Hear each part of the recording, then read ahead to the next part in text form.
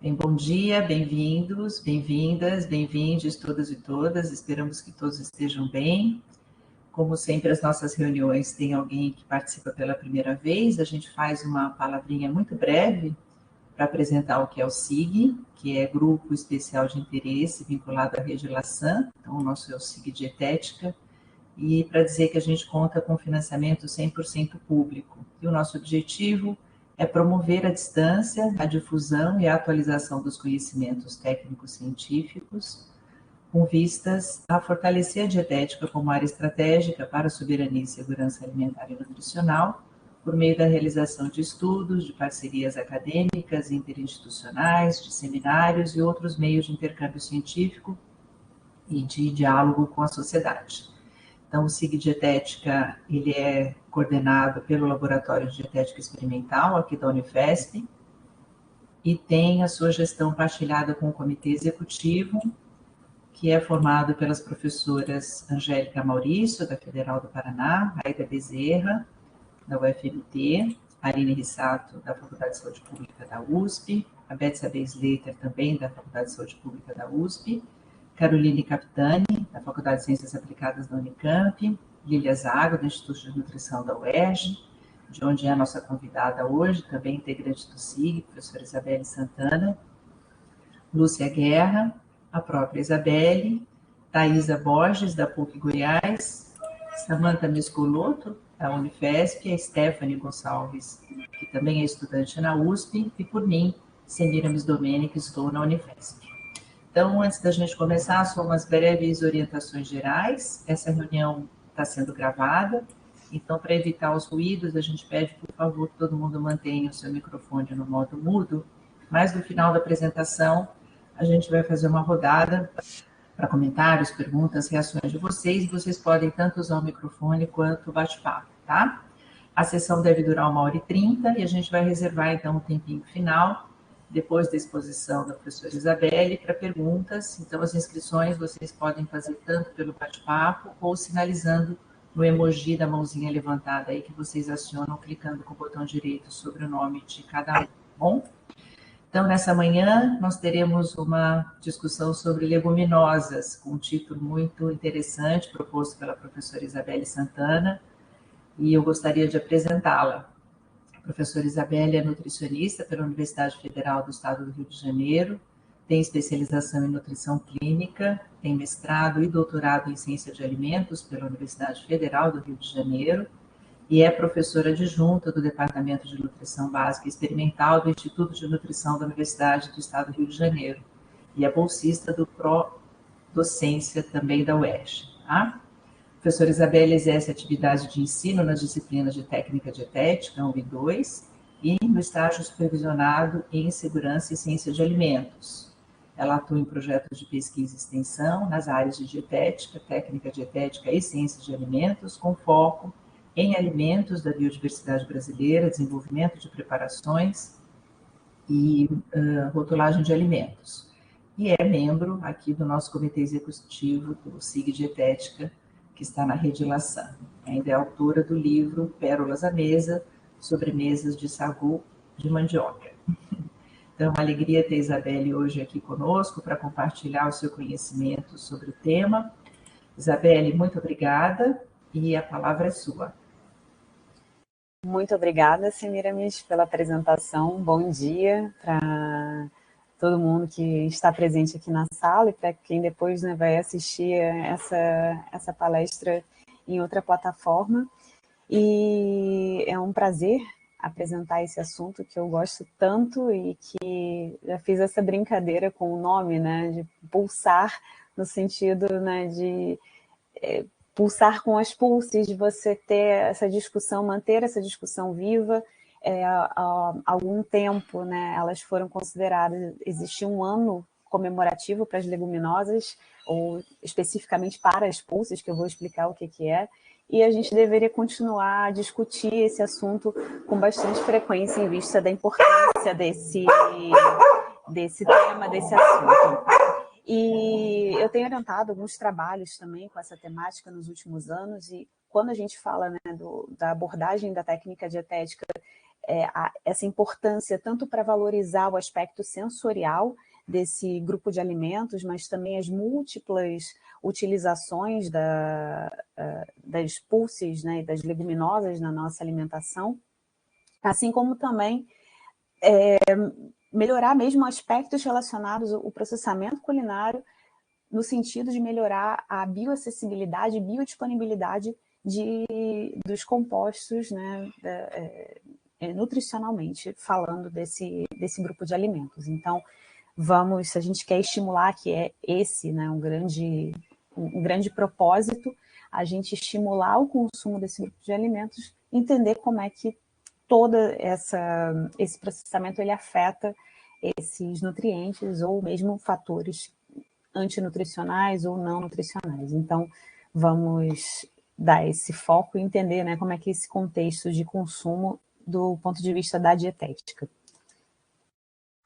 Em 2016, foi considerado o ano internacional das pulses pela FAO, então existem alguns anos comemorativos. 2016 foi o ano das pulses, 2021 foi o ano das frutas e hortaliças. Então, houve aí uma série de materiais produzidos e de palestras para a valorização desse grupo de alimentos e, consequentemente, a gente tem muito material relacionado a esse ano que está disponível aí para consulta. E, né, existe também o dia 10 de fevereiro, considerado como o dia de comemoração das pulses, é um dia mundial. Então, algumas ações são criadas assim para estimular esse consumo também. Como, por exemplo, o movimento Arroz e Feijão, de resgate à tradição e valorização do padrão alimentar brasileiro, que tem aí esse envolvimento da Embrapa.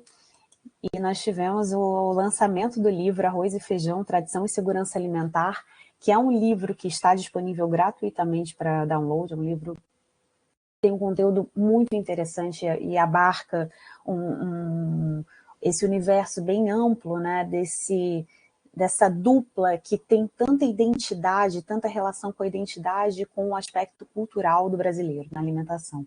Então, vale a pena consultar. Pensando nesse aspecto de identidade, eu também preciso, né, fazer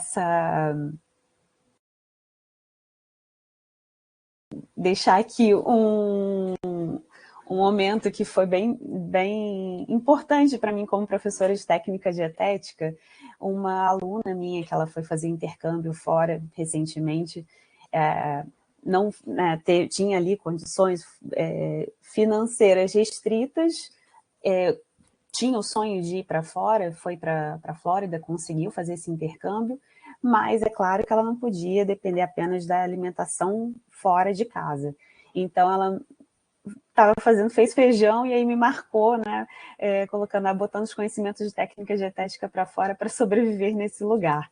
E aí valeu o grupo do feijão, o quanto que ela levar essa cultura e essa identidade para fora do Brasil tem essa importância, e o quanto que você saber preparar o alimento, né, receber um alimento ali in natura e saber prepará-lo, transformá-lo com as técnicas culinárias adequadas, o quanto isso traz independência. Então, foi muito bom receber esse tipo de experiência, até porque a gente entende, né, todo o propósito da disciplina e da importância de ensinar a preparar alimentos e a transformar esses alimentos. Mas falando então de leguminosas, de toda esse consumo que nós temos, de toda essa importância, é importante caracterizar as leguminosas do ponto de vista botânico e também como que a gente trata desse grupo na nutrição, em termos de grupos de alimentos. Botanicamente, leguminosas são grãos contidos em vagens, e eles pertencem à família Fabaceae. Então, Fabaceae, antigamente a gente chamava de leguminosa, ainda é válida essa nomenclatura, mas hoje em dia se usa muito mais Fabaceae. Então, se nós formos observar quais plantas são da família Fabaceae, nós temos aqui a vagem, ou feijão vagem, é uma leguminosa, é uma leguminosa do ponto de vista botânico. Afinal, ela está contida em vagem, só que o ponto de colheita é enquanto ainda está verde. Então, eu tenho ali os grãos, né? Se eu consumir esses grãos de feijão ainda verdes, você vai ter uma determinada característica, você pode consumir com a vagem ou sem a vagem. Mas a gente tem aqui o que é comumente consumido como leguminosa, são esses grãos secos dessas espécies, né, fabáceas, de alguns alimentos dessa espécie fabácea, dessa família fabácea, perdão, e eles sempre crescem dentro de vagens. Aqui o exemplo do grão de bico, aqui o feijão, e aqui outros exemplos de feijão. Então, por isso que é importante discernir em termos botânicos e em termos de como nós consumimos na nutrição, porque na nutrição a classificação tende a ser por nutrientes em comum que estão compostos naquele grupo. Se eu tenho, por exemplo, todas essas espécies vegetais, elas são leguminosas por pertencerem à família Fabaceae, mas na nutrição a gente não classifica necessariamente todas como leguminosas. Por exemplo, leguminosas que são, né, classificadas botanicamente dessa forma, mas estão incluídas na nutrição, quando a gente estuda técnica dietética, em alimentos como hortaliças A e B. Então você tem o edamame, que é essa soja verde dentro da vagem, é consumida dessa forma, ou a ervilha torta, que ela é consumida dentro da vagem, ou a gente também tem aquela ervilha que tem somente as bolinhas, né, que você encontra congelada, enlatada, que também é chamada de petit pois, ou a própria vagem, ou broto de feijão, que apesar de prover da germinação de uma leguminosa seca, de uma semente de leguminosa seca, ele, na sua característica nutricional, ele se enquadra como uma hortaliça A. Temos também as leguminosas, que são assim classificadas botanicamente, mas são, na nutrição, classificadas nos grupos de alimentos como fruta, como é o caso do tamarindo, que pertence à família Fabaceae. E o que a gente de fato chama de leguminosa na nutrição são as leguminosas secas, são essas sementes secas. Então, nós temos a soja, tem soja preta, soja amarela, temos o feijão, temos o grão de bico, temos a ervilha seca, temos os tremoços, temos as favas. Então, todas essas leguminosas são secas e, portanto, né, na nutrição a gente chama dessa forma porque você teve a colheita com um tempo mais avançado, essa leguminosa, esse grão, ele teve mais tempo ali na planta, acumulou mais nitrogênio, portanto mais proteína, reduziu o teor de umidade. Então, botanicamente, você tem essa classificação, mas ela nutricionalmente ela vai ter um teor proteico muito superior ao, por exemplo, de uma hortaliça A e B. A FAO considera 11 leguminosas de 11 pulses, né, de importância. Por que a gente aqui vai fazer a diferenciação para pulses? Eu tenho leguminosas do tipo pulses e leguminosas oleaginosas. Nessa classificação de pulses, e o ano comemorativo em 2016 foi o ano das pulses, são todas as leguminosas secas, são sempre leguminosas secas, exceto a soja e o amendoim. Porque elas se diferenciam das pulses em relação ao teor, tanto proteico, algumas vão ter muito mais proteínas, né, a soja e o amendoim, mas também teor lipídico. Então, elas são leguminosas que nós chamamos de leguminosas oleaginosas.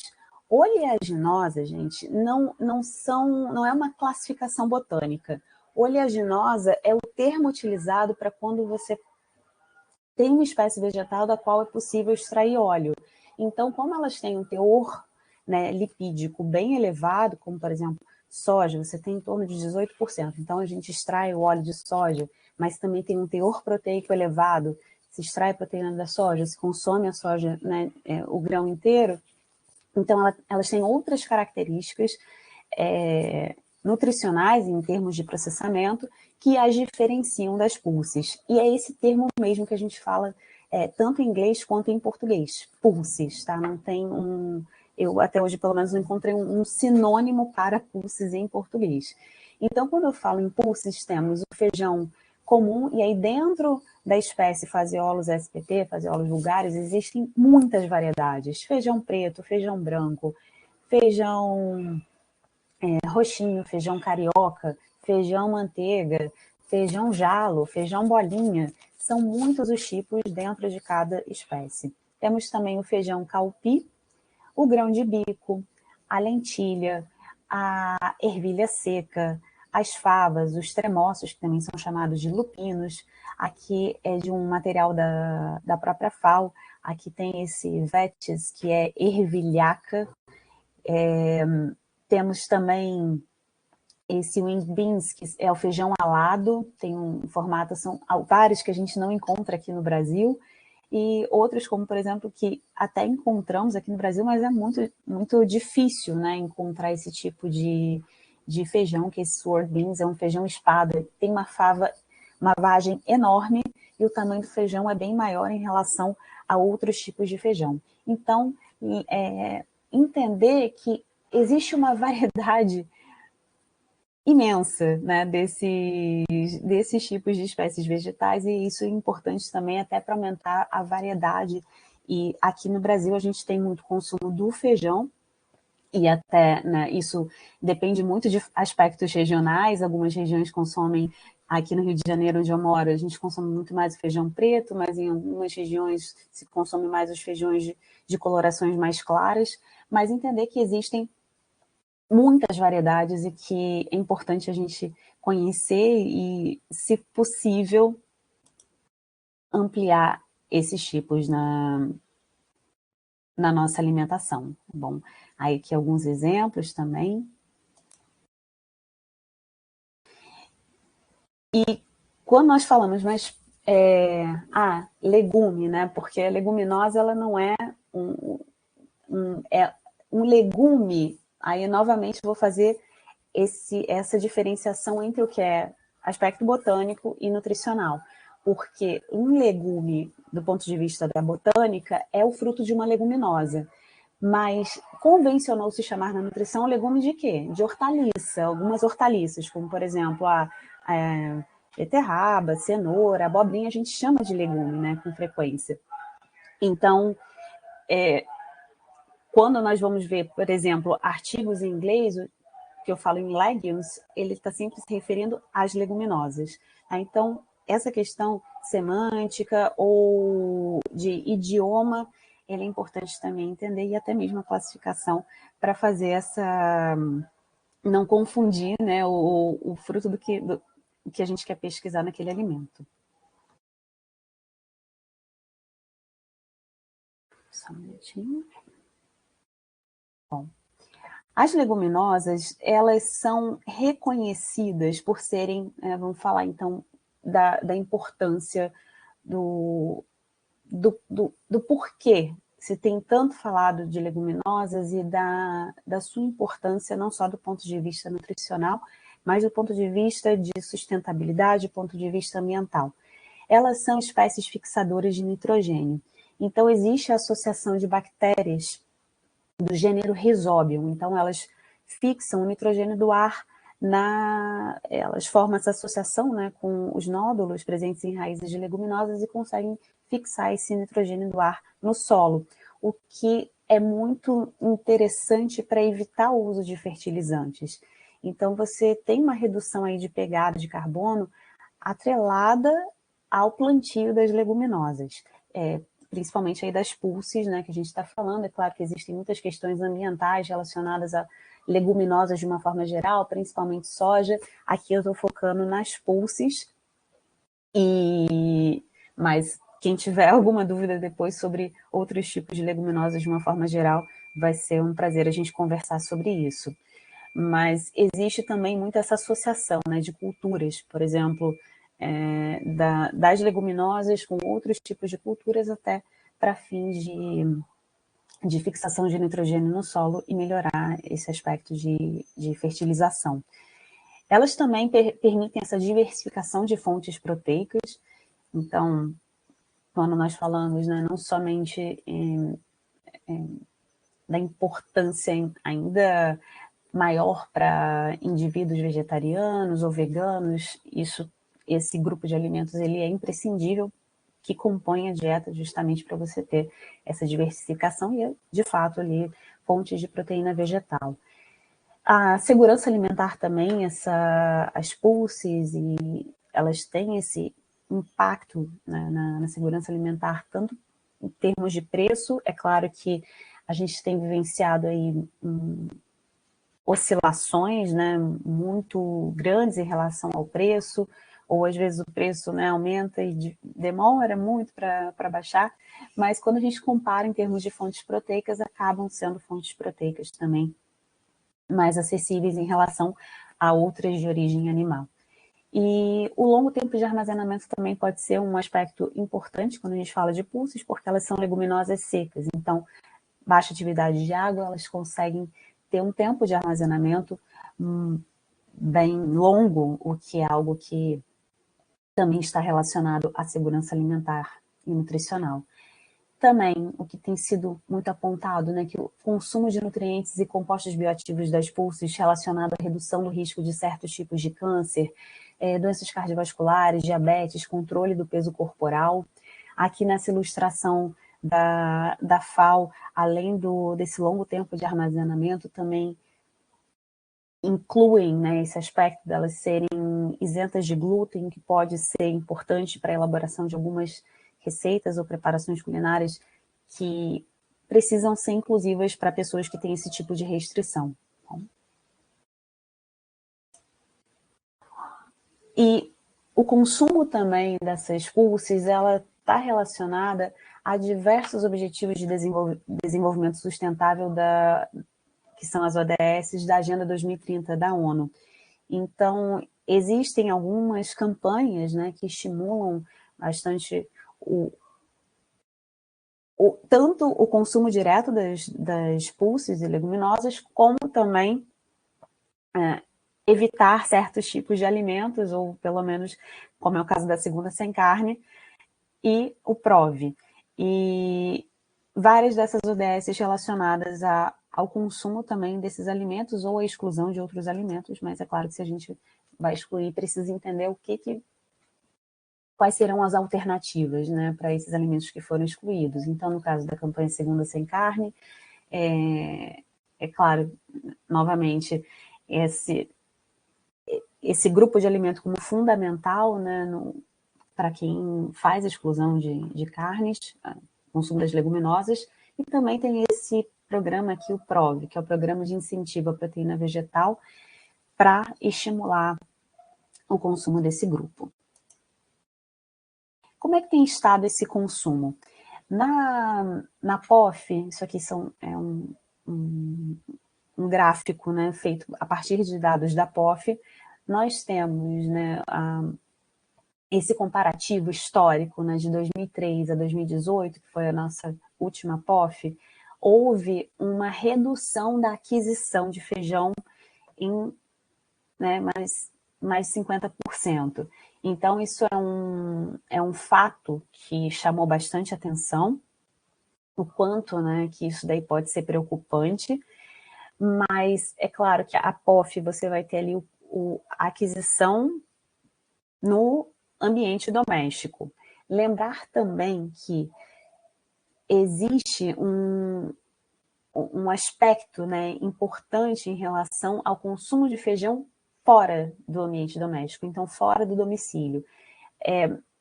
Esse daqui é um livro também que está disponível para download, do qual tem um capítulo que eu tive o prazer de participar, e mostra também, né, assim, um dado um pouco mais antigo, mas atualmente isso daí também continua, que é esse consumo do feijão fora do domicílio, seja em restaurantes a peso, ou mesmo restaurantes universitários, restaurantes de uma forma geral, um brasileiro consumindo com bastante frequência. Deixa eu ver se foi aqui. Foi.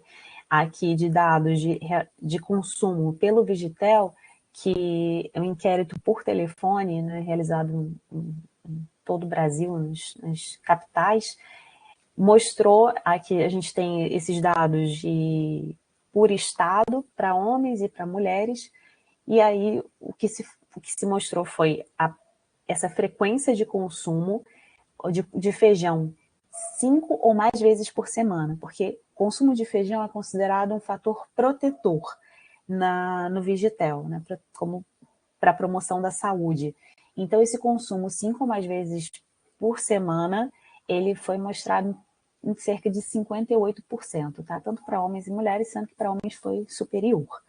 E um dado importante também desse Vigitel é que quanto maior a escolaridade, menor foi a tendência ao consumo de feijão. Então, isso também pode ser preocupante, né, por uma série de fatores. Então, entendendo esse contexto, né, da dietética, em termos da importância de estimular o consumo, de como tem sido esse consumo e de como, né, várias pessoas ainda têm ou preconceitos ou dificuldades de preparar, porque não sabem preparar feijão, que é algo que a gente tem, né, muito relacionado à cultura do brasileiro, mas nem todo mundo sabe preparar. E é importante que a gente conheça, né, na técnica dietética a gente aborda desde a aquisição do alimento, passando pelo pré-preparo, preparo, armazenamento doméstico também.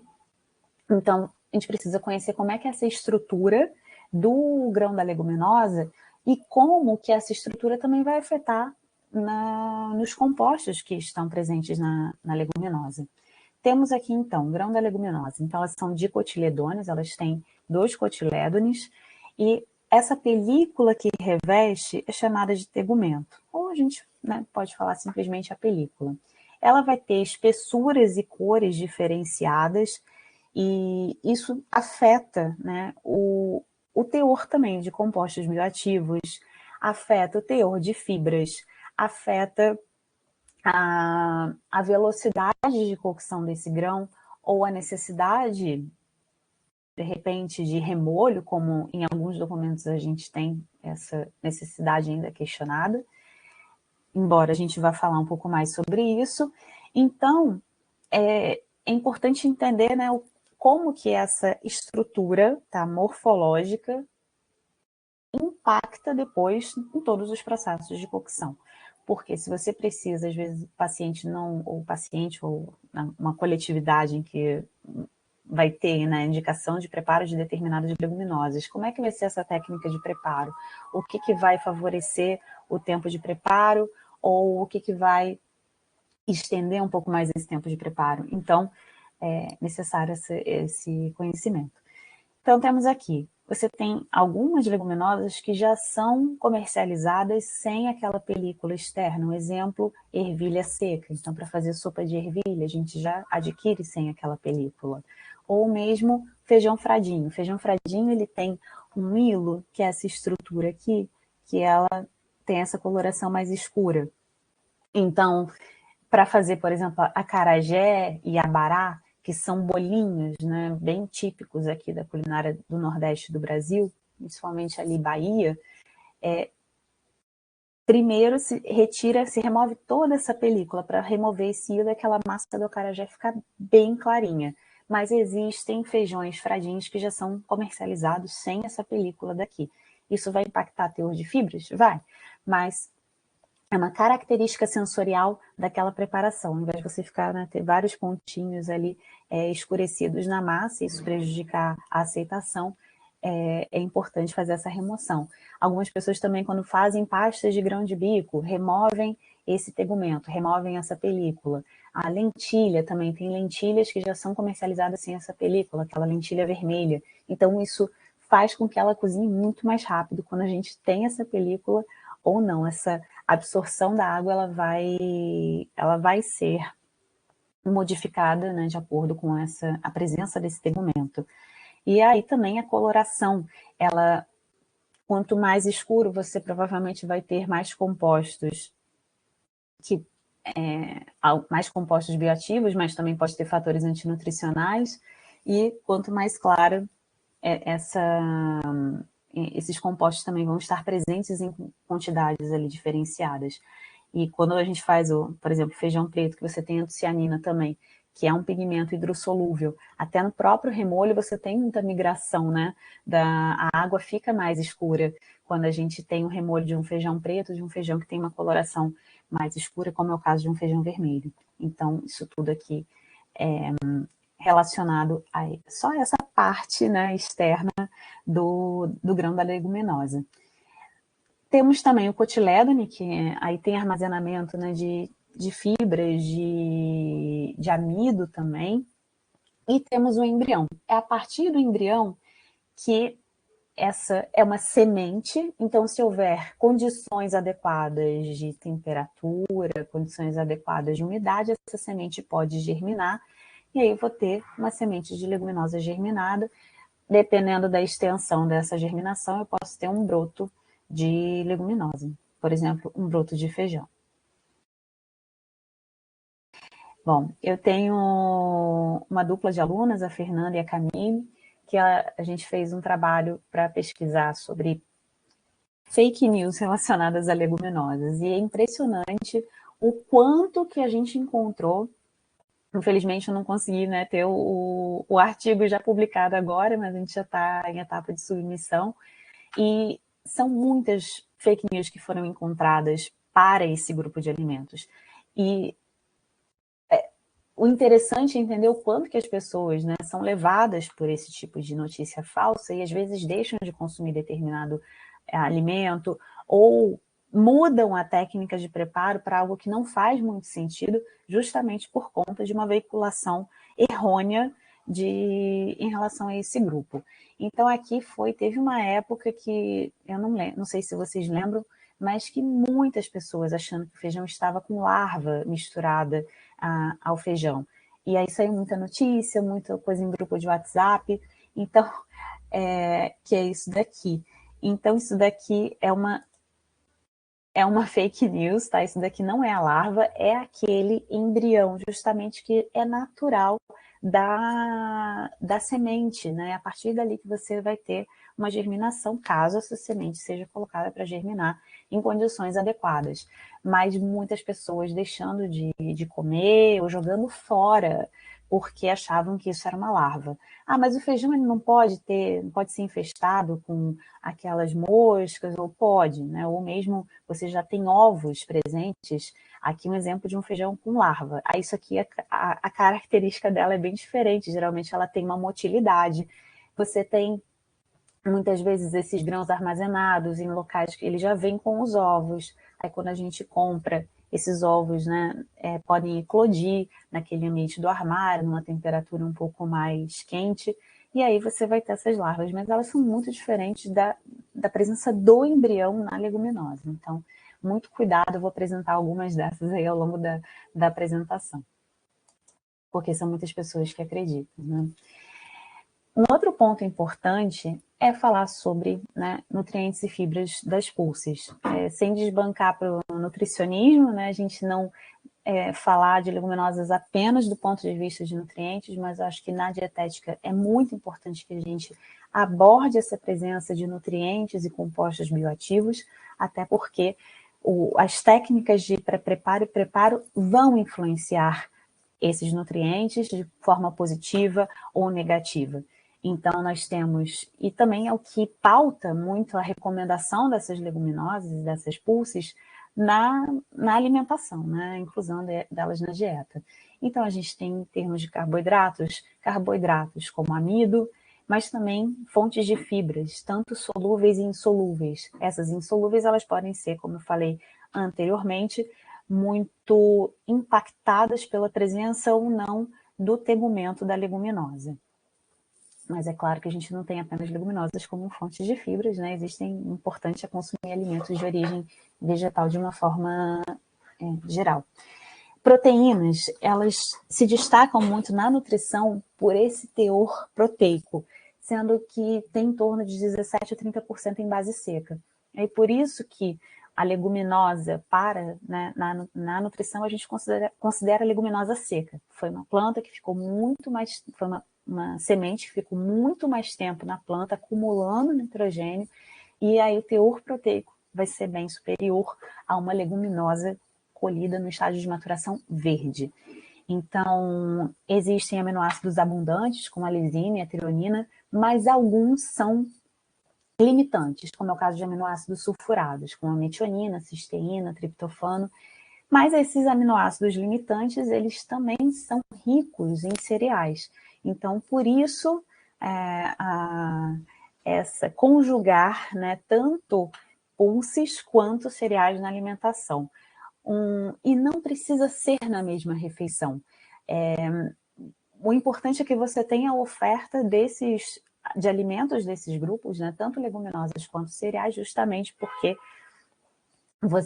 o que é limitante em um é abundante no outro e vice-versa. Mas não precisa ser o consumo na mesma refeição. É claro, no Brasil a gente acaba, né, tendo muito a dupla, arroz e feijão, muitas vezes consumidas na mesma refeição, mas em outras culturas não é dessa forma, a gente pode variar o consumo desses alimentos ao longo do dia. Importante ali você ter a oferta proteica a partir dessas fontes. Minerais também, como ferro, zinco e potássio, cobre, diversos tipos de minerais presentes nesse grupo de alimentos, vitaminas, né, complexo B, além do baixo teor lipídico. Então, por isso que eu estou diferenciando das pulses das leguminosas oleaginosas, como soja e amendoim, que tem um alto teor lipídico. E aqui nessa tabela, a gente vê proteína 17 a 30% em base seca. E aqui proteína, né, em torno de 7 a 9%. Lembrar que aqui elas estão cozidas e com a cocção você não tem o que é uma redução do teor proteico, o que existe é uma incorporação de água. Então, comparar leguminosa seca, 100 gramas de leguminosa seca com 100 gramas de leguminosa cozida, ela vai ter um teor de água superior e por isso que proporcionalmente o teor proteico ele decresce. Mas é o que de fato a gente consome não é ela seca, não é ela crua, mas sim cozida.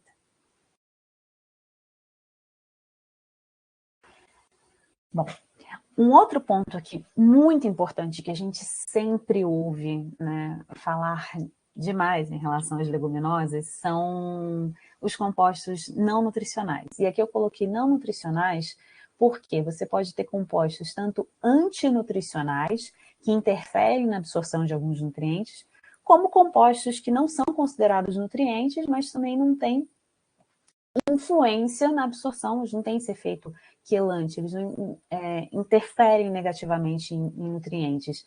Então, eu coloquei como não nutricionais de uma forma geral.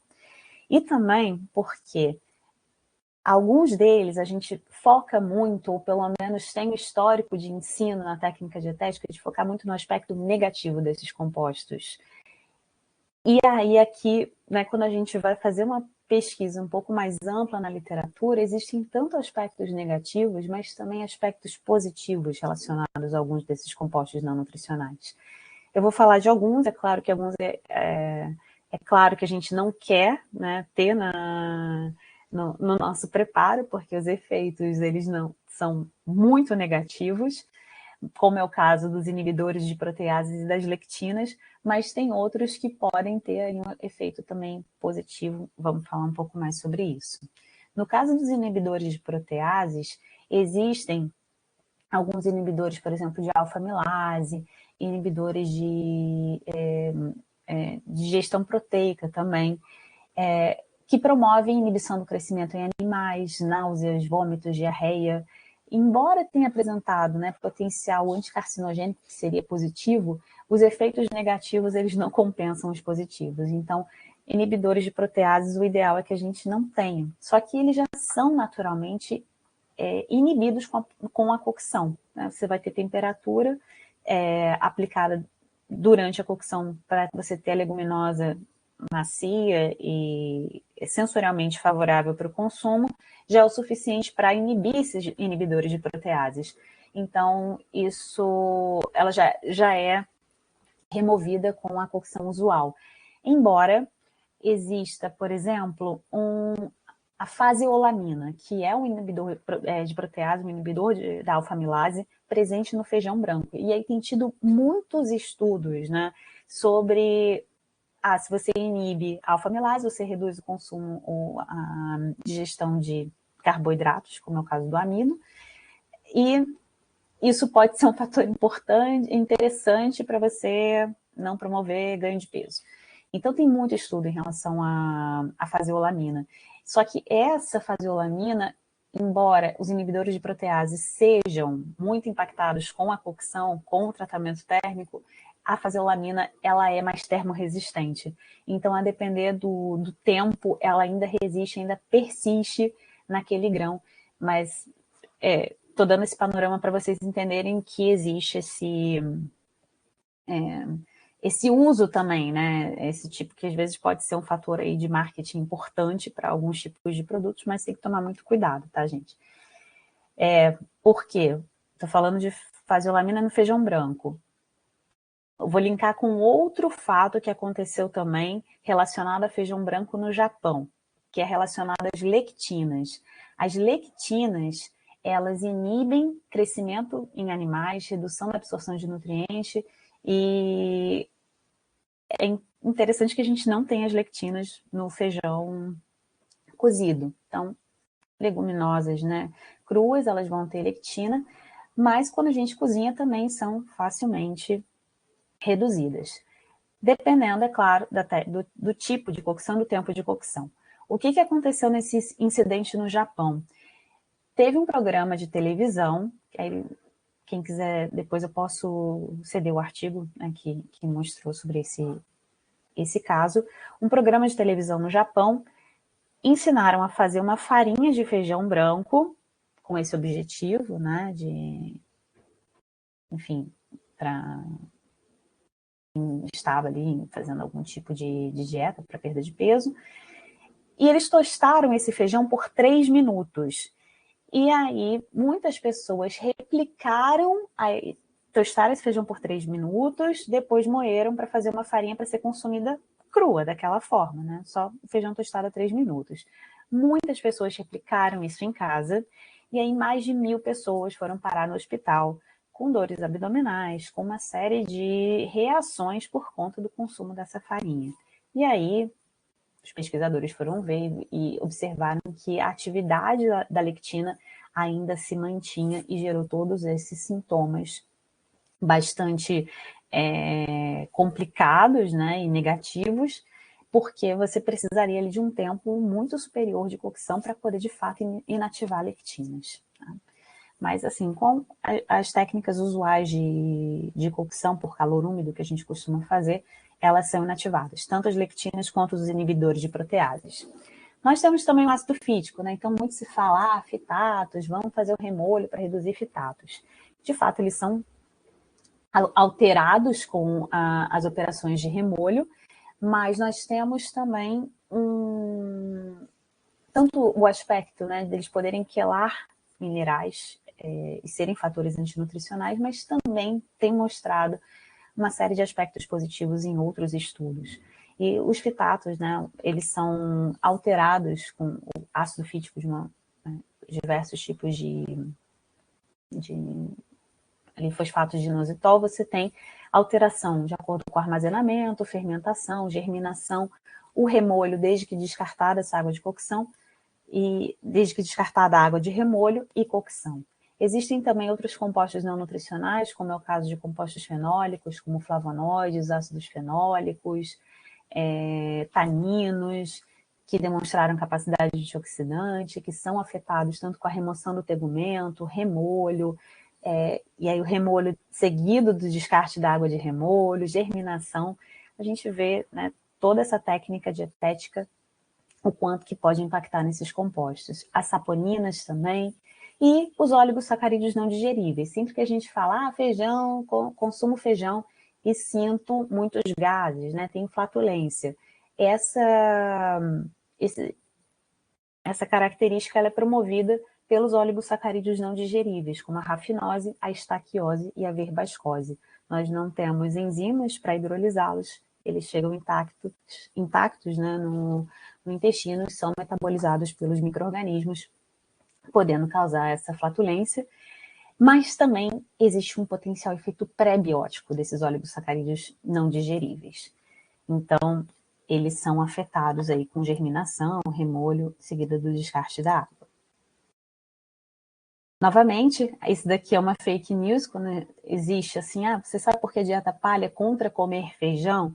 E aí falam de tudo que a gente não deveria consumir por conta dos diversos efeitos negativos, só que o ideal é que a gente não consuma feijão cru e nem é essa indicação de consumo. Então, se você fizer a cocção adequada nos tempos usuais aplicados, essa leguminosa ela não vai conter lectina.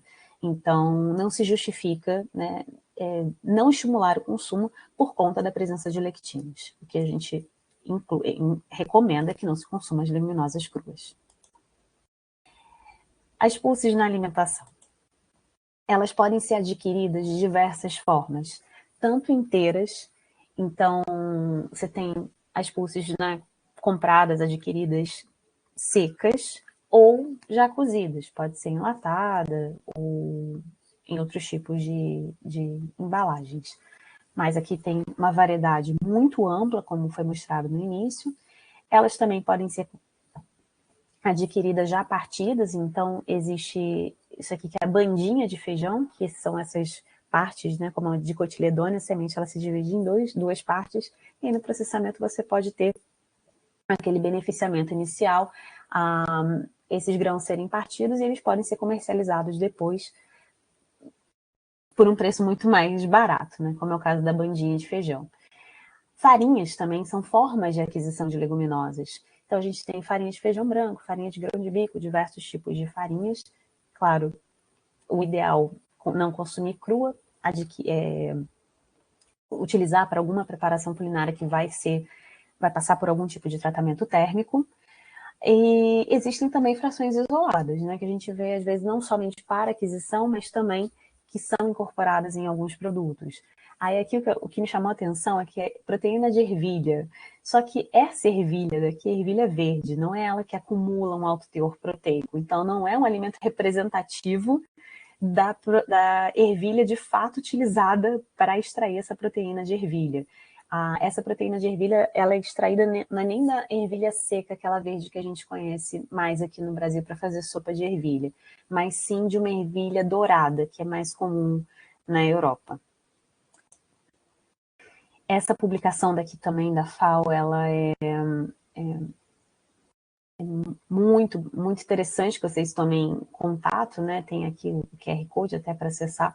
Como eu falei, tem muito material, muita referência com conteúdo, assim, muito diverso, que aplaca diversos, né, diversos usos culturais e culinários, vale a pena conhecer. E também entender, né, como é que esse consumo ao redor do mundo, não somente aqui no Brasil, porque aqui no Brasil a gente tem muito consumo do quê? Do feijão em pratos salgados, muito arroz e feijão, ou a feijoada, principalmente em grandes refeições. Mas em outros países se consome feijão no de jejum, como é o caso da Inglaterra, tem esses feijões aqui, que eles são cozidos, esse feijão branco, mas ele é um grão um pouco menor, cozido também com molho de tomate, isso aqui é bem comum, bem típico. E também temos feijão no café da manhã mexicano, no café da manhã costarriquenho. Então, são muitas formas, né, da gente ampliar essa possibilidade de usos, não só para os tipos de refeições, os tipos de preparações, mas também para consumir não somente de forma salgada, mas também em doces, essas leguminosas, porque o sabor delas é muito neutro. Então, elas são passíveis de compor diversos tipos de preparações culinárias. Quando a gente fala de preparações salgadas, a gente tem os feijões ou as leguminosas consumidas com ou sem caldo, para fazer uma salada, por exemplo, ela sem caldo, e com caldo para feijoada, o cassoulet, ou mesmo o feijão como a gente consome, né, tradicionalmente, acompanhado ali do feijão, com ou sem as carnes. Ou também cozido com cereais, como é o caso do baião de dois, arroz com lentilha, as pastas, então tem pasta de grão de bico, pasta de feijão, pasta de ervilha, pasta de lentilha, Os purês, então, purê de grão de bico, por exemplo, as sopas, né? Sopa de feijão, feijão amigo, sopa de ervilha, que são clássicos, né, do Brasil também, a salada de feijão fradinho, ou burgers, né, feitos com feijão ou grão de bico. Existe, né, uma variedade enorme. Eu tenho muitos alunos veganos na técnica dietética lá da UERJ, então a gente colocou algumas preparações veganas e aí invariavelmente a gente tem a presença das leguminosas. Então outro exemplo de preparação é o grão omelete, que é uma omelete sem ovo, então ela é feita a partir de leguminosas. Dá para fazer também panqueca, por exemplo, com lentilha vermelha, só ela batida e adicionada de especiarias, né? É uma forma de elaboração. Ou bolinhos também, que são tradicionalmente consumidos aqui no Brasil, como é o caso do acarajé, do abará, o falafel, que é um bolinho de grão de bico. E em receitas doces a gente também tem, né, o uso das leguminosas em sorvetes, para compor também bolos. Então, você tem bolo de feijão, brownie de feijão, ou bolo com grão de bico, docinhos, e a aquafaba, que também tem sido utilizado muito em receitas veganas, com essa água de cocção do grão de bico, ou de outras leguminosas também, tá? Mas o grão de bico é o que mais se utiliza, que ela se batida com apenas batida na pré-incorporação de ar, adicionado ou não de açúcar, você pode ter alternativas veganas para fazer maionese ou para fazer merengues, e é bem interessante essa aplicação daqui, porque ela tem essa característica de espumar bastante. E aí, esses documentos também da FAO indicando outras receitas, né, que atendem aí a aspectos culturais de outros países, como o caso dos frijoles refritos, o dal de lentilhas, né, com essa inspiração indiana, e o hummus tahini, que é aquela pasta de grão de bico. Também exemplo de um brownie, né, à base de feijão. Então, são muitas as possibilidades de elaboração de preparações culinárias com as pulses. Falando um pouco de processamento culinário dessas pulses, a gente tem que pensar tanto nelas, né? Quais são as etapas? Você vai ter ali as pulses cruas, e aí tem toda a relação em relação à aquisição dessas pulses, como é que você vai adquirir, vai ser a granel, vai ser em pacote fechado, qual é o tipo, às vezes você tem, dependendo do tipo, né? Se for tipo 1, você tem um percentual menor de defeitos, vai demorar menos tempo ali para catar. Eu lembro, tenho muita essa lembrança quando eu era criança, catando feijão, mas saía muita pedra, saía muitos grãos defeituosos também. Hoje em dia é bem mais difícil, né? Assim, quase não precisa fazer esse processo da catação. E também como que vai ser adquirida, né? Se você vai ter ali, vai ser com a película, sem a película, porque isso também vai impactar na escolha das operações de pré-preparo e preparo. No caso do remolho, quando a gente vai avaliar artigos, né, na literatura, que é muito diversa, são infinitas possibilidades de delineamentos experimentais para você estudar remolho. Por quê? Você pode tanto fazer como não fazer nos estudos. Existem estudos, né, que tanto aplicam como que não aplicam. Existe estudo que trabalha com água quente, remolho com água quente ou com água fria, ou parte da água fria e aquece até deixar um determinado tempo, e aquele remolho quente que é muito utilizado também em algumas unidades produtoras de refeições, né, serviços de alimentação. Também existe o aspecto, descarto ou não a água do remolho, ou adiciono substâncias ou não, adiciono sal, bicarbonato de sódio, vinagre. Então, são muitas as possibilidades quando a gente estuda remolho de leguminosas. E também depois a cocção. Então, qual tipo de cocção? Geralmente por calor úmido, panela de pressão, panela aberta, mas lembrando que existem alguns tipos, né, como por exemplo o acarajé, que você vai trabalhar, vai fazer a deixar de molho, tirar toda aquela película, depois forma aquela massa e ele vai direto para a fritura, tá? Você não vai precisar cozinhar aquela leguminosa. O que eu estou falando aqui de calor úmido é a forma como a gente costuma fazer a maioria, mas pode haver outros tipos de métodos de cocção aplicados. E aí, aqui alguns pontos também, né, que geraram memes para leguminosas, quando a gente fala de aquisição, e isso também impacta no consumo, o preço. Existe acho que todo mundo tem experienciado, né, esse impacto da inflação no preço do feijão, ou mesmo alguns anos atrás a gente experimentou muita oscilação do preço, com um preço muito elevado, muitas pessoas às vezes deixando de consumir porque ficou muito caro. E também uma outra questão que tem relação muito com o preparo de leguminosas é o quê? Habilidades culinárias, sendo que o uso da panela de pressão é algo que pode impactar. Então, quem tem medo, né, de usar panela de pressão não consegue, e a gente sabe o quanto que ela reduz o tempo de cocção, da importância desse tipo de utensílio doméstico. Mas para quem não consegue usar, não pode usar, quais seriam as alternativas ou a importância ainda maior da gente aplicar remolho para esse tipo de leguminosa? Quando a gente fala, então, de remolho, existem muitos tipos, como eu falei, muitas formas, né, de proceder esse remolho, que é o deixar de molho em água. Remolho também tem como sinônimo, essa técnica pode ser chamada de maceração, em vários artigos científicos a gente encontra com o termo maceração. E ele pode ser feito em água fria, e aí costuma-se em torno de 8 a 12 horas do remolho.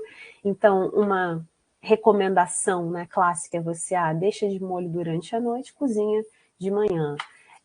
Mas existem também algumas técnicas mais rápidas para você apressar esse remolho, que é, por exemplo, deixando de molho em água quente, ou coloca na água fria, aí deixa ferver por 2 minutos, depois que começar a ebulição, e aí depois desliga o fogo e deixa ele de remolho por 1 hora para esses grãos incharem. E também tem algumas, como eu falei, alguns artigos, alguns trabalhos que têm, né, assim, testam o efeito do remolho com adição de algumas substâncias, embora não seja necessário. O remolho ele pode ser feito somente em água, e é claro que existem muitas vantagens para esse remolho. Vantagem operacional, reduzir o tempo de cocção. Então, isso também reduz o quê? Se você pré-hidrata esse grão, já reduz o tempo de cocção, o que pode favorecer redução, né, do gasto de gás ou de energia, a depender do que é utilizado. A redução de fatores antinutricionais também, oligosacarídeos, como a gente viu naquela tabela. Vários fatores antinutricionais são afetados pelo remolho. É claro, fitatos, né? Você pode ter uma migração ali para a água, mas também para essa migração ser completa, você precisa descartar essa água de remolho. Tem pessoas que não descartam água de remolho. Oligosacarídeos, rafinose, estaquiose, verbascose, que produzem aqueles gases, né, em algumas pessoas, é claro que isso são fatores bem individuais, se a água for descartada. Então, isso precisa ser considerado, mas existe a vantagem do remolho associada a esses fatores antinutricionais e fatores não nutricionais. Melhora da digestibilidade da proteína também tem sido mostrada em alguns estudos com a aplicação do remolho. E como desvantagens, né, seria a remoção de compostos fenólicos caso a água seja descartada, e para alguns tipos de leguminosas, como um exemplo, um feijão preto. Acho que seria a única desvantagem, e é claro que existe isso vai depender muito de como esse remolho foi efetuado. Então, por isso que, né, o delineamento experimental é muito variado, mas existe muito mais vantagens relacionadas a efetuar esse remolho do que, de fato, desvantagens. Então, vários artigos, inclusive esses que estão citados no slide, mostram, né, o quanto que em algumas unidades produtoras de refeições ele é feito, mas também para reduzir aquele tempo ali de preparo e quando a gente vai fazer algum tipo de orientação doméstica, é importante isso. Mas eu conheço muitas famílias que não fazem o remolho e, assim, não vem vantagem em fazer esse remolho. E eu acho que isso também tem que ser considerado quando a gente fala, né, na nutrição, são muitas as formas de consumo e preparo daquele alimento. Aqui é mais uma fake news também, falando que tem que deixar o feijão de molho e tem que ser no vinagre, porque só o vinagre está matando uma bactéria que vem das plantações, então, e pedindo ainda para compartilhar. Então, impressionantemente, muitas pessoas acreditam nesse tipo de divulgação e que é, né, espalhada em relação ao preparo de leguminosas. A gente ficou bem impressionada no nosso estudo. Quando falamos de cocção, essa cocção, ela em panela de pressão, ela tem, né, costuma ter um tempo muito menor do que quando a gente cozinha com a panela aberta, panela sem pressão, ebulição sem pressão. E é claro que isso vai ter impactos aí importantes em relação a tempo, em relação à economia de gás. Só que em alguns tipos de leguminosas a gente, né, não precisa aplicar pressão. Se for aplicar pressão, tem que colocar num tempo muito menor para que, no caso de lentilhas, que elas não desmanchem. E aí existem também algumas substâncias que retardam o amolecimento do feijão, e isso pode ser interessante, né, ser falado, porque impacta novamente na qualidade daquilo que eu vou preparar. Muitas pessoas já reclamam, né, de ter que preparar ou que não sabem preparar. Então, o que eu posso adicionar ali que pode piorar ainda mais esse amolecimento, não deixar aquele feijão bem amolecido, como é para fazer o feijão com caldo, mas pode ser um fator interessante caso eu queira um feijão mais íntegro para fazer uma salada. Então, por exemplo, substâncias que retardam esse amolecimento, os ácidos, se a gente coloca ácido na água de cocção, eles vão tornar essa hemicelulose mais estável, vai demorar mais tempo. Até aqueles feijões cozidos com molho de tomate, como eu mostrei no café da manhã, na inglês, eles demoram mais tempo para amaciarem, justamente porque você tem ali molho de tomate, presença de ácido, isso interfere também.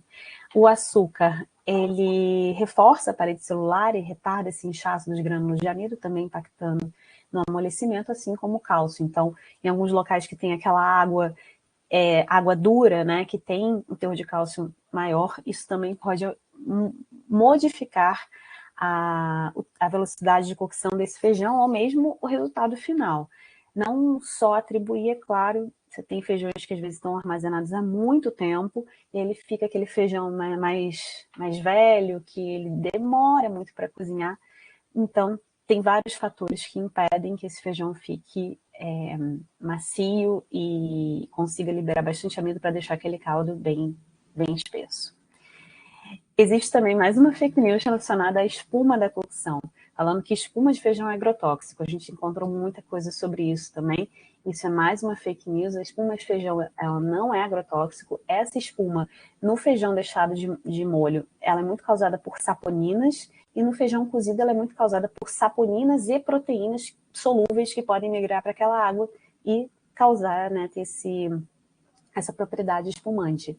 Então, não é agrotóxico, até porque essa espuma pode ser formada, inclusive, para a cocção de feijões orgânicos. Tem algumas considerações finais que seriam, né, consumir as pulses sempre cozidas, tá? Tanto por calor úmido ou misto. No caso de algumas farinhas, a gente não vai fazer... vai aplicar, né, em algumas receitas que idealmente vão ser submetidas a um tratamento térmico, mas sempre indicar as pulses cozidas para inibição de fatores como os inibidores de proteases, as lectinas, e isso é muito importante. Variar os tipos de pulses consumidas, lembrar que a gente tem muita variedade, muitos tipos que podem ser consumidas, então fazer esse rodízio, ampliar essas possibilidades em diversos tipos de receitas é muito bem-vindo. Fazer o remolho seria uma indicação por conta das vantagens operacionais e de modificação de alguns fatores antinutricionais. E aí, descarte da água da cocção. Depende, né? Depende da variedade da leguminosa. Por exemplo, tegumento colorido, que você vai ter mais tanino, pode ser interessante, mas ao mesmo tempo você também vai perder alguns tipos de compostos fenólicos com aquela água. Fatores operacionais, né? A facilidade de manutenção da água. Tem locais que você não pode ter um descarte da água e colocar uma água nova com facilidade. Então, isso também vai depender muito do local para onde essa leguminosa está sendo preparada. O público que também vai ser atendido, né? Se tem algum risco de deficiência nutricional, pode ser interessante descartar a água e colocar uma água nova. O tipo de remolho adotado, o tipo e a forma adquirida da pulse.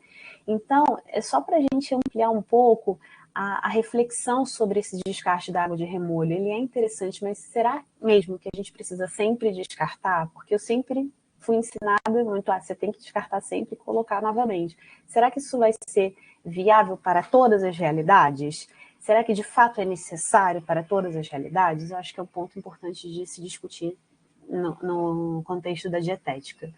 Estimular o consumo também, como preparar, a gente viu como, né, esse grupo é importante, então é importante, necessário, fundamental que a gente faça esse estímulo. E como mensagem final, eu deixo aqui um meme que a gente sempre tem, né? Aquela decepção de encontrar o feijão no pote de sorvete, mas o raciocínio pode ser bem inverso também, que quando a gente encontra feijão já previamente cozido, é algo que facilita muito a nossa vida, e isso pode ser mais uma forma de estímulo ao consumo mais frequente também dessa pulse, dessa leguminosa. Então, muito obrigada pela atenção de vocês. Agora eu estou disponível para a gente fazer as perguntas. Muito obrigada, Isabelle. Que bela aula de técnica dietética sobre leguminosas. Muito obrigada, muito completa, muito didática, uma apresentação deliciosa de assistir. Muitas pessoas reagindo aqui, Isabelle, pedindo a sua apresentação. Então, a gente já avisou, isso tudo fica na rede Laçã depois, tá, gente? Perfeito. É só vocês terem um pouquinho de paciência, que a gravação às vezes demora um pouquinho para ficar disponível, mas assim que disponível a gente põe lá no portal da rede, e a gente tem feito isso com todos os webinários aqui do SIG Dietética, porque a gente entende que muita gente depois pode realmente, e esse é o objetivo, né, Isabelle, a gente ampliar a disseminação das informações sobre técnica dietética. Então, super obrigada pela sua aula, e fiquem tranquilos que a gente divulga assim. Então, estamos abrindo para perguntas, reações, quem quiser reagir ou perguntar alguma coisa para a professora Isabelle. Por favor, Ana Carolina. Você pode acionar o seu microfone. Bom dia. Estava abrindo minha câmera. Tudo bem? Oi, muito obrigada, Isabelle Semiramis, pela oportunidade. Eu lamento muito que eu consegui entrar só agora às 10 horas, que eu tinha um compromisso até então, mas peguei bem a parte que mais me interessava, né? Gosto muito, também fico feliz de encontrar o feijão no congelador, porque sou uma apaixonada. Tanto que eu trabalhei com feijão, né, na minha dissertação. E trabalhei com remolho. Aí estava curiosa para vir aqui, para ver as atualizações, porque depois do meu doutorado eu não dei seguimento a esse estudo com as leguminosas, mas é alguma coisa que a gente precisa muito, né? Continuar e ter muita clareza para orientar e estimular o consumo, né? E aí eu tenho algumas perguntas para vocês com relação a isso, porque depois de a gente publicar, né, aqueles trabalhos sobre o remolho, do descarte da água e tudo mais, surgiram alguns questionamentos para nós com relação às soluções que você até levantou, né? A questão que tem algumas soluções que são testadas, mas que a gente não acha aí no consenso. Eu não sei se vocês conseguiram pesquisar um pouco mais, principalmente com relação ao sal, porque eu vejo que eles testam muito solução de bicarbonato, de vinagre, mas tem a questão do ácido e da base, até o cálcio, né? Endurecerem a casca, que não é desejável. Mas com uma concentração baixa de sal, parece que auxilia no tempo de cocção. Eu não sei se vocês encontraram algo com relação a isso, porque também o sal pode endurecer, né, um pouco essa casca. E aí eu já aproveito e vou emendar mais umas outras duas perguntas, que é, uma coisa que a gente ouve muito em palestra, até em sala de aula, compartilhada por colegas, por alunos, é a questão do louro. E assim, ó, cada vez que alguém fala isso, eu vou para a literatura procurar se tem alguma pesquisa com o louro retardando, diminuindo os oligosacarídeos, né, os causadores de flatulência. Nunca encontrei. Então, também é alguma coisa que eu queria perguntar para vocês, se vocês têm conhecimento, embora o saber popular nos indique que isso possa acontecer, talvez não tenham pesquisas, né, ainda que comprovem, não que isso não realmente não funcione, mas eu desconheço. E a última seria com relação às saponinas. Estava até vendo, acho que foi antes de ontem, uma postagem no Instagram, alguém dizendo, olha só, essa espuma, é isso que causa flatulência, não tem nada a ver, né? A saponina, ela é um antinutriente, mas também um composto bioativo. Só que tem a questão da cocção em panela de pressão, quando a panela está muito cheia, dessa espuma poder entupir válvula. Às vezes ela leva a casquinha também do feijão. Eu lembro de trabalhar num restaurante universitário, naqueles caldeirões de 300 litros, assim, que eles tinham o costume de colocar óleo. Aí pensando um pouco, né, como o óleo pode quebrar essa estrutura da espuma, eu também não sei se vocês já encontraram alguma pesquisa com relação a isso, mas na minha prática profissional e domiciliar com feijão preto e vermelho funciona. Só que eu nunca vi também uma pesquisa científica assim fazendo esse tipo de análise. Então eu gostaria de fazer essas três perguntas, né, sobre as soluções, o louro e o óleo para diminuir as saponinas, muito mais por uma questão da técnica e de segurança de uma panela de pressão do que assim, necessariamente pela necessidade de diminuir, né? Obrigada.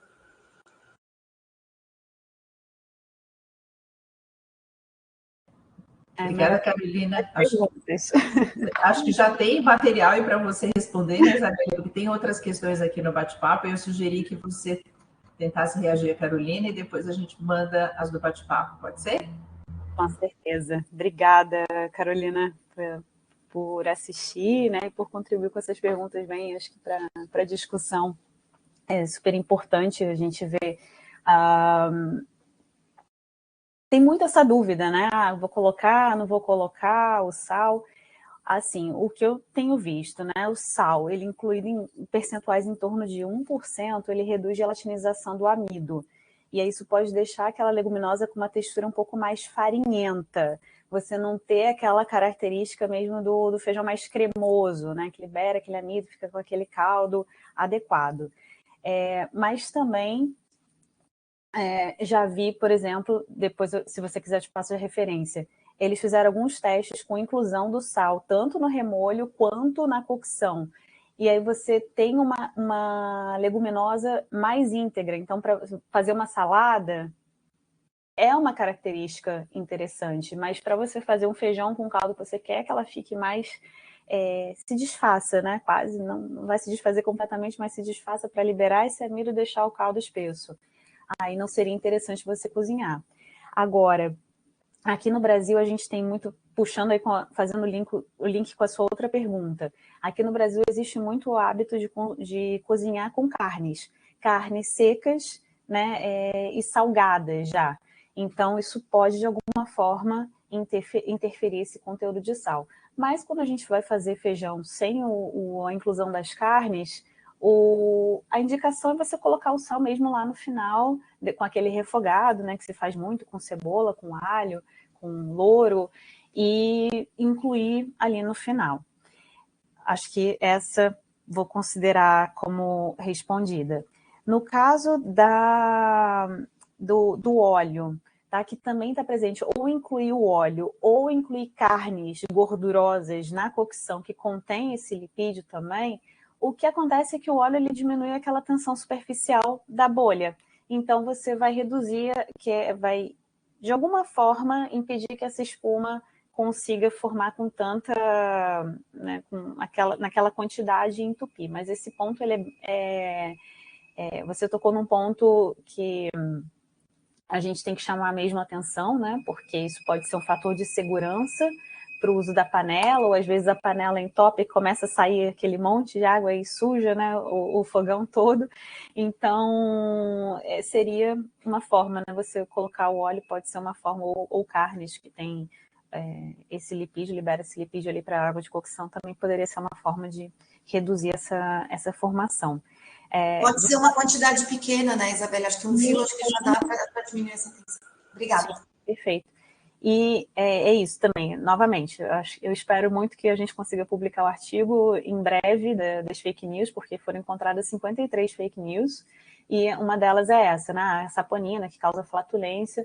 Então, tem muito erro, muita divulgação científica em redes sociais que estão tecnicamente errôneas, né, com informações tecnicamente falsas, e que tem sido propagado, que é um meio que a gente não tem qualquer tipo de fiscalização, né, ou revisão para essas publicações.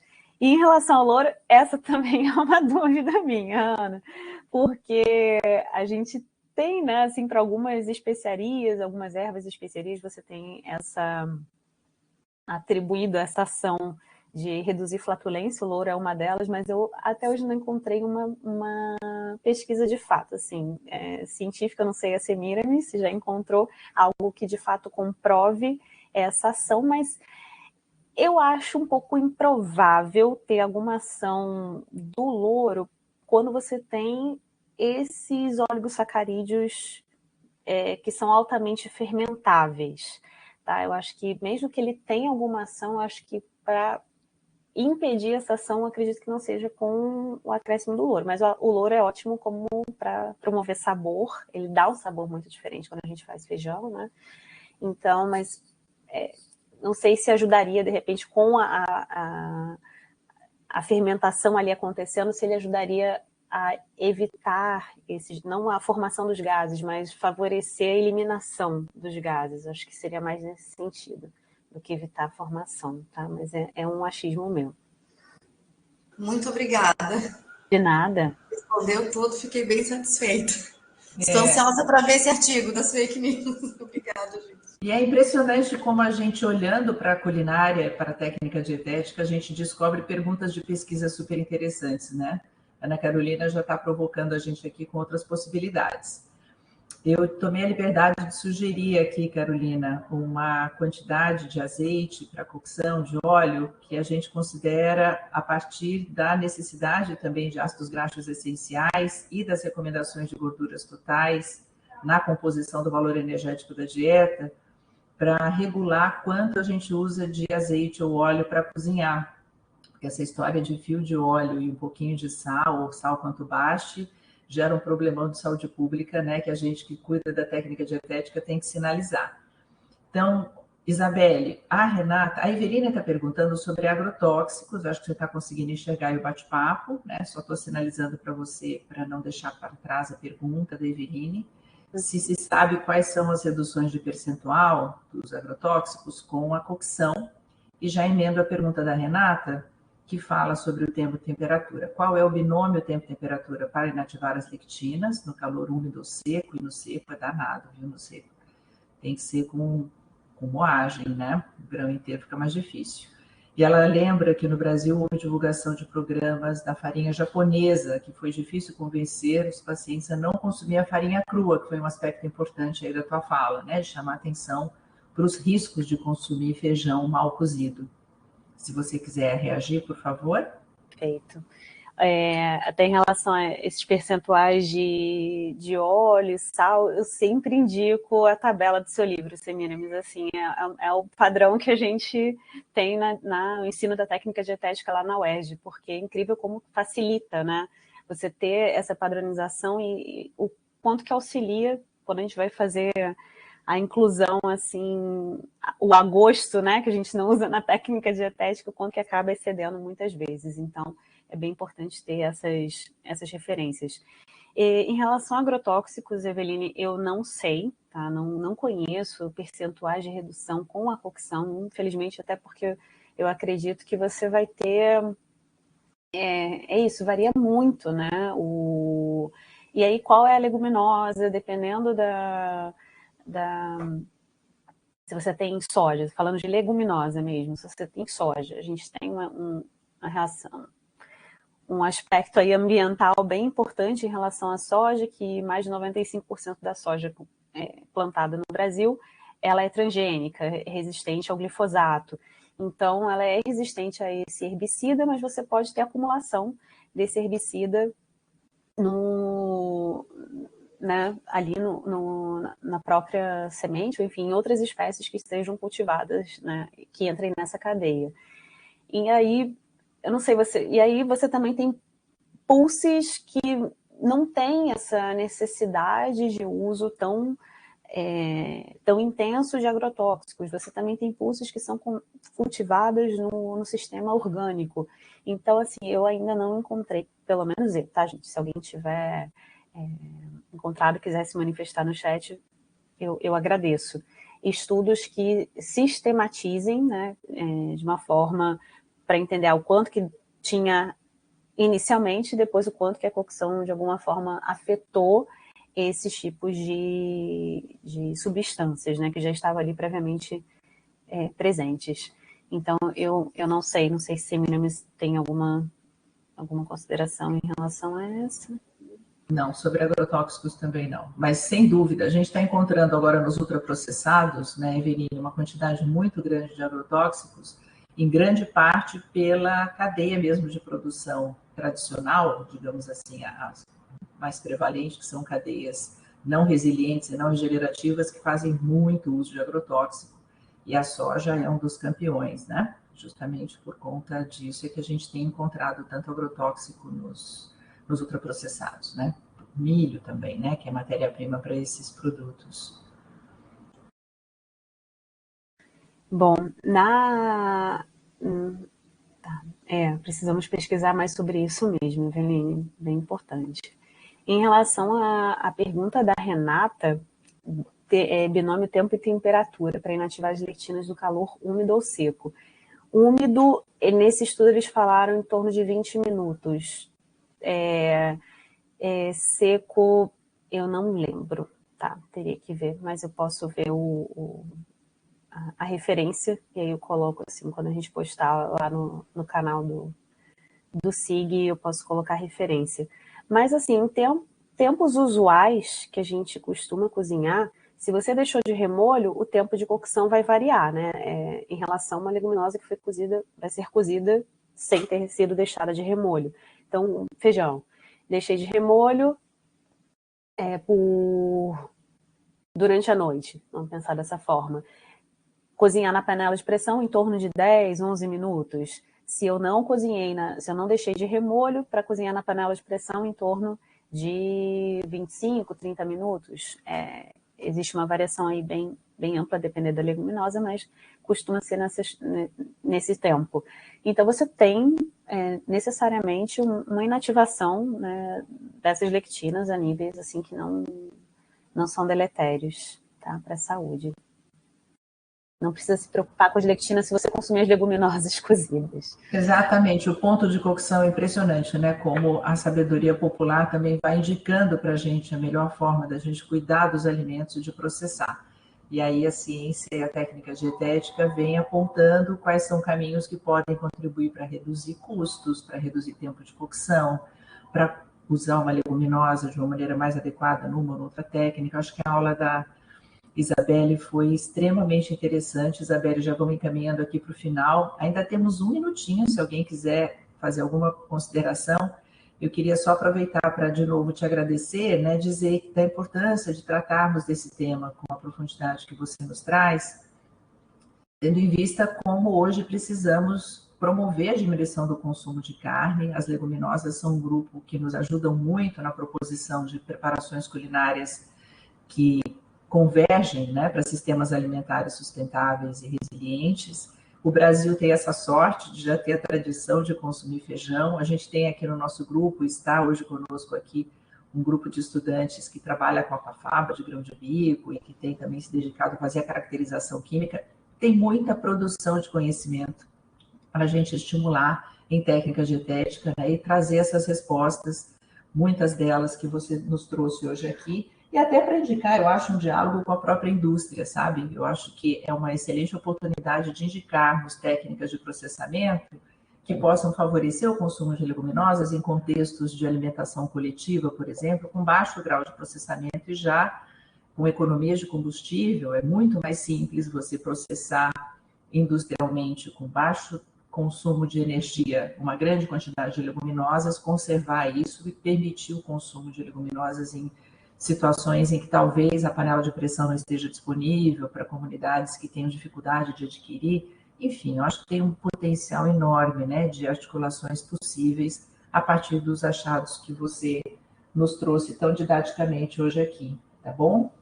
Então, queria te passar a palavra para um encerramento, uma palavra final e agradecer a presença de todos e todas aqui. Lembrando, então, que assim que é disponível a gravação, a gente disponibiliza na Rede Laçã.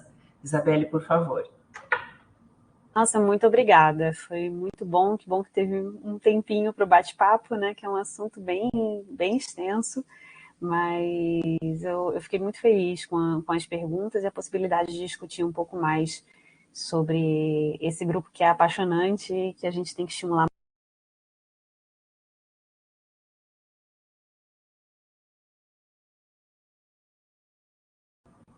Muito bem, eu não sei se a professora Isabelle caiu, mas enfim, então estamos encerrando mais um webinário do SIG Dietética. Um abraço e obrigada a todos e todas pela presença. Até a próxima.